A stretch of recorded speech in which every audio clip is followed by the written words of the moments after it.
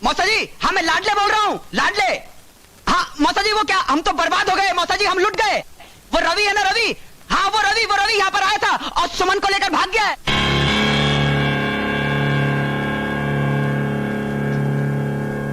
अश्विनी, अश्विनी, अश्विनी, अश्विनी, अश्विनी। राजेश्वर,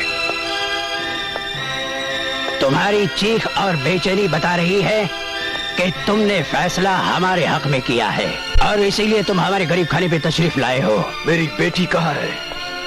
तुम्हारी बेटी? राजेश्वर, शादी से पहले बेटी घर पे होती है, ससुराल में नहीं। अपने घर को मेरी बेटी का ससुराल बनाने का तुम्हारा ये ख्वाब कभी पूरा नहीं होगा अश्विनी। तुम्हारे रवि ने जो ये जलील और घटिया हरकत की है ना, वो एक शरीफ और खानदानी रईस इंसान की शान के खिलाफ है। रवि के खानदान की इज्जत बरकरार थी और बरकरार रहेगी। रहा तुम्हारी बेटी का, सो रवि उसे घर पहुंचा देगा। और देखो राजेश्वर, जब दोबारा कभी आओ तो शादी का पैगाम लेकर आना। वो नौबत नहीं आएगी। ये लो और इंसाफ करो। इसमें 6 गोलियां हैं। मैं अपने जुर्म गिनवाता हूं और तुम हर जुर्म पर एक गोली चलाओ। मेरा पहला जुर्म यह है कि मैंने तुम्हारी बेटी को अपनी बेटी समझकर पाला और यह भूल गया कि सब कुछ बदल सकता है मगर रिश्ते नहीं बदलते। राजेश्वर, सुमन को इस लम्हे पर हमारी बेटी कहकर आज से बरसों पहले की हुई नेकी पर धब्बा मत लगाओ। सुमन तुम्हारी बेटी है। अगर हमारा कोई जुर्म है तो सिर्फ इतना कि हम उसे रवि की दुल्हन बनाकर अपने घर लाना चाहते हैं।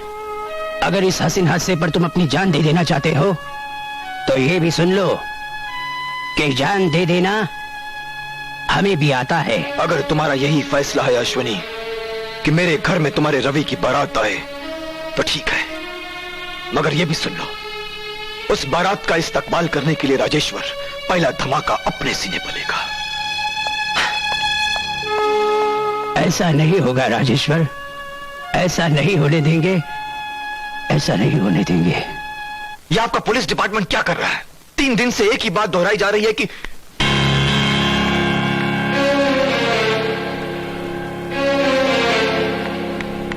सुमन, कहां गई थी तुम रवि के साथ? मैं पूछता हूं, कहां गई थी तुम रवि के साथ? जवाब दो मेरी बात का। आपकी बात का मेरे पास एक ही जवाब है कि आप मुझसे प्यार नहीं करते। प्यार के नाम पर धोखा देते रहे हैं मुझे। सुमन, ये क्या कह रही हो तुम? मैं ठीक ही कह रही हूँ आपा जान, वरना ये मुझे धोखे से अंकल के पास नहीं भेजते। हाँ, मैंने तुम्हें धोखे से इस शहर से दूर भेजा, वो सिर्फ इसलिए कि तुम अभी नादान हो।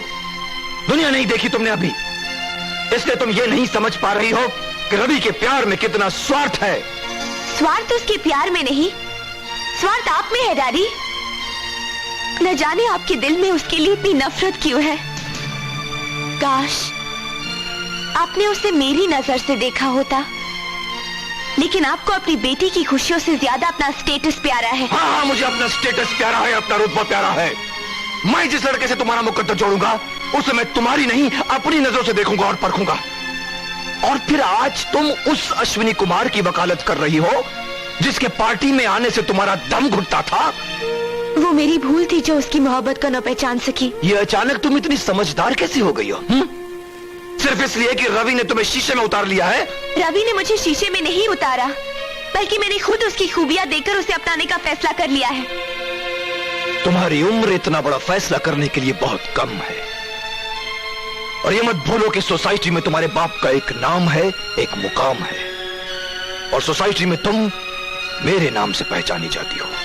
शादी के बाद मैं आपके नाम से नहीं, रवि के नाम से पहचानी जाऊंगी। मिसेस रवि सक्सेना।